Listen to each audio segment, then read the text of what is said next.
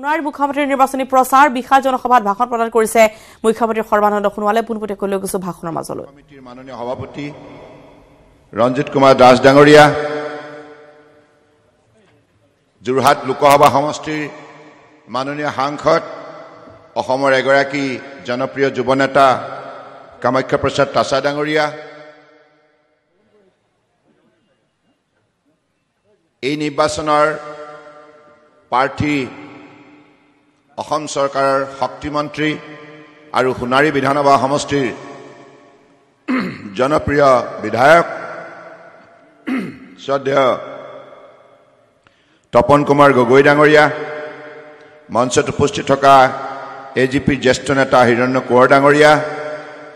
বাণী চাংমাই ডাঙৰীয়া, বিধায়ক আমাৰ যোগেন মোহন ডাঙৰীয়া, মঞ্চত উপস্থিত থকা অনুপ বৰ্মন ডাঙৰীয়া,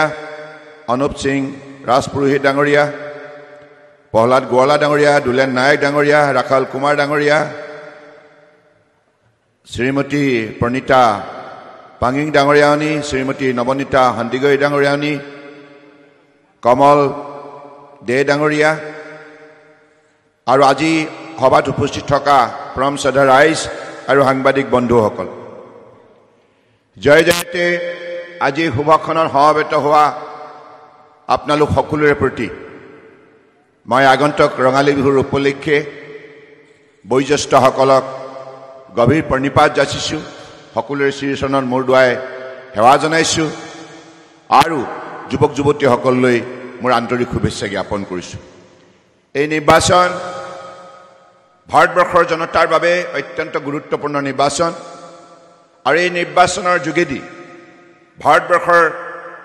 প্ৰতিখন ৰাজ্যত বসবাস কৰা জনগণে আগন্তুক দিনত নিজৰ ৰাষ্ট্ৰৰ মৰ্যাদা, মান সন্মান, স্বাভিমান ৰক্ষা কৰি ৰাষ্ট্ৰীয় নিৰাপত্তা নিশ্চিত কৰি ৰাষ্ট্ৰৰ উন্নয়নৰ বাবে এই নিৰ্বাচনৰ যোগেদি যি চৰকাৰ গঠন হ'ব সেই চৰকাৰে দৃঢ়তাৰে কাম কৰি যাব। ভাৰতবৰ্ষই স্বাধীনতা লাভ কৰা 70 বছৰ অতিক্ৰম কৰিলে। এই সময়ছোৱাৰ ভিতৰত পৰম শ্ৰদ্ধাৰ সোণাৰী বিধানসভা সমষ্টিৰ ৰাইজ আপোনালোক সকলোৱে সজাগ আৰু সচেতন শিক্ষিত নাগৰিক হিচাপে আপোনালোকে যদি যুক্তি সহকাৰে পৰ্যালোচনা কৰে 1952 চনৰ পৰা বিভিন্ন সময়ত অনুষ্ঠিত নিৰ্বাচনৰ ফলশ্ৰুতিত যিমান সংখ্যক কংগ্ৰেছ চৰকাৰ দিল্লীত গঠন হ'ল, এই চৰকাৰসমূহক নেতৃত্ব দিয়া প্ৰধানমন্ত্ৰীসকলে অসমৰ উন্নয়নৰ বাবে অসমৰ গাঁও, চাহ বাগিচা, চৰ চাপৰি, পাহাৰ ভৈয়াম, বৰাক ব্ৰহ্মপুত্ৰ এই অঞ্চলৰ ৰাইজৰ বাবে কি কাম কৰিল? আজি আপোনালোকে যুক্তি সহকাৰে এই কথাবিলাক বিশ্লেষণ কৰক, তেতিয়াই আপোনালোকে প্ৰকৃত সত্যটো আৱিষ্কাৰ কৰিব পাৰিব। কংগ্ৰেছে কেৱল চৰকাৰ গঠন কৰিলে, নিৰ্বাচনৰ সময়ত তেখেতসকলে জনগণক বহু প্ৰতিশ্ৰুতি প্ৰদান কৰি নিৰ্বাচনী দেওনা অতিক্ৰম কৰাৰ পাছত, শাসনৰ বাটজুৰি হাতত লোৱাৰ পাছত সম্পূৰ্ণৰূপে জনসাধাৰণক আওকাণ কৰিলে, অৱহেলা কৰিলে, দিয়া প্ৰতিশ্ৰুতি পাহৰি গৈ জনসাধাৰণক প্ৰবঞ্চনা আৰু প্ৰতাৰণা কৰিলে। গতিকে সেইবাবে এই নিৰ্বাচনৰ যোগেদি আপোনালোকে এটি কথা পুনৰ প্ৰতিপন্ন কৰিব লাগিব। কাৰণ যোৱা 2014 চনত যেতিয়া ভাৰতবৰ্ষৰ জনগণে, ভাৰতবৰ্ষৰ শ্ৰমিক, ভাৰতবৰ্ষৰ খেতিয়ক, দৰিদ্ৰ লোকৰ জীৱনলৈ পৰিৱৰ্তনৰ বাবে ডেকা ডেকেৰী যুৱক যুৱতীসকলৰ মৰ্যাদা সহকাৰে কৰ্মসংস্থাপনৰ স্বাৰ্থত, ভাৰত ৰাষ্ট্ৰৰ নিৰাপত্তা নিশ্চিত কৰাৰ স্বাৰ্থত যেতিয়া মাননীয়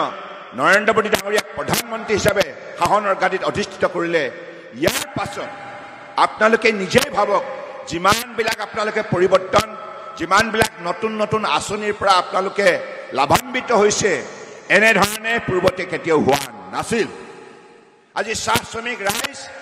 আপোনালোকে যুক্তি সহকাৰে পৰ্যালোচনা কৰক। গাঁৱত বসবাস কৰা খেতিয়ক ৰাইজ প্ৰতিটো শ্ৰেণী জনগণক আজি বিভিন্ন আঁচনিৰ যোগেদি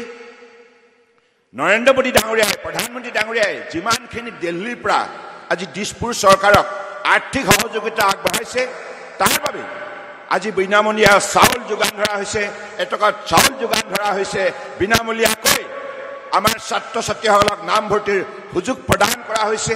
বিনামূলীয়াকৈ পাঠ্যপুথি যোগান ধৰা হৈছে, প্ৰাইম মিনিষ্টাৰ আৱাস যোজনাৰ বাবে 1.5 লাখ টকা দিয়া হৈছে, চাহ পুৰস্কাৰ ধনৰ নামত আমাৰ চাহ শ্ৰমিক ৰাইজৰ একাউণ্টত পোনপটীয়াভাৱে প্ৰথম পৰ্যায়ত 2,500, দ্বিতীয় পৰ্যায়ত 2,500 টকা জমা হৈছে।